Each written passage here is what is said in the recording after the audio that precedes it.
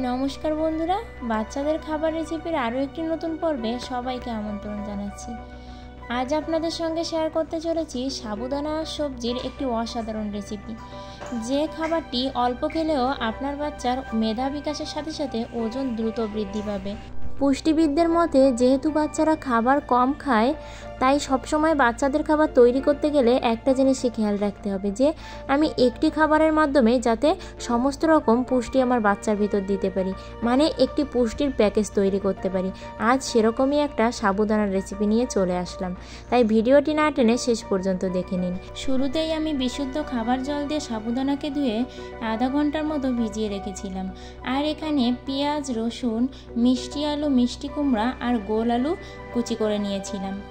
এবার চুলায় কড়াই বসিয়ে এখানে আমি কিছুটা পরিমাণ খাবার তেল দিয়ে দিলাম, আর তারপর এই তেলের ভিতর আমি পেঁয়াজ রসুন কুচি দিয়ে দিলাম।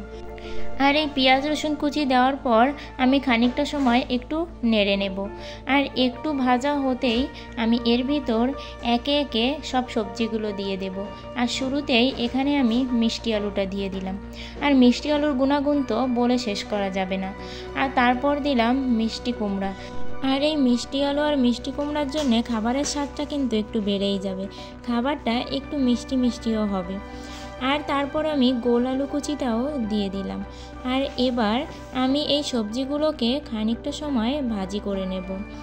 আর কিছুটা সময় ভাজি করার পর আমি এর ভিতরে একটি এলাচ দিয়ে দেব। আর এই এলাচটা আমি ফ্লেভারের জন্যেই ব্যবহার করছি। রান্নার শেষে বাচ্চাকে খাওয়ানোর আগেই আমি এটা উঠিয়ে ফেলে দেব। আপনারা চাইলে এটা স্কিপও করতে পারেন। এভাবে আমি আরও কিছুটা সময় সবজিগুলোকে ভাজি করে নেব।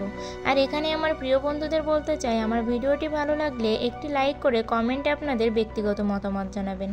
আর অবশ্যই আমার পেজটি ফলো করে সবাই আমার পাশে থাকবেন, সাথে থাকবেন।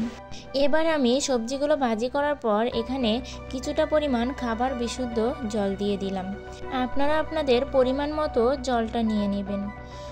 আর এবার আমি একে একে এর ভিতরে 1 চিমটি লবণ দেব। আর যদি আপনার বাচ্চা 1 বছরের নিচের বয়সী হয় তাহলে লবণটা স্কিপ করে যাবেন, কারণ 1 বছরের নিচের বয়সী বাচ্চাদের কিডনি ও লিভার অপরিপক্ক থাকে, তাই লবণটা স্কিপ করবেন। এবার আমি 1 চিমটি গোলমরিচ গুঁড়ো দিলাম। গোলমরিচ গুঁড়োটা দেওয়ার কারণে আমি এখানে ঝালটা স্কিপ করে গেলাম, কারণ গোলমরিচের ঝালেই খাবারটা একটু ঝাল ঝাল হবে, আবার দারুণ একটা ফ্লেভার বের হবে। এবার আমি 1 চিমটি হলুদ গুঁড়ো দিয়ে দিলাম। তারপর আমি 2 মিনিটের মতো সবজিটা সিদ্ধ হতে না হতেই এর ভিতরে সাবুদানাটা দিয়ে দেব।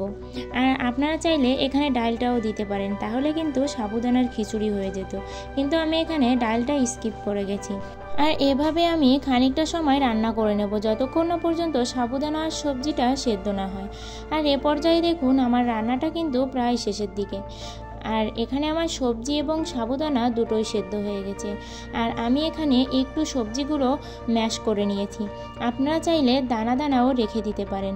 আর যদি আপনারা 1 বছরের নিচের বয়সী বাচ্চাদের খাওয়ান তাহলে কিন্তু একটু ম্যাশ করে নিলেই তাদের খেতে সুবিধা হবে। আর এ পর্যায়ে আপনারা যে যেমন তরল অবস্থায় বাচ্চাকে খাওয়াতে চান সেভাবেই নামিয়ে নেবেন। সাবুদানা বাচ্চাদের খাওয়ানো ভীষণই উপকারী, কারণ সাবুদানাতে রয়েছে কার্বোহাইড্রেট ও স্টার্চ।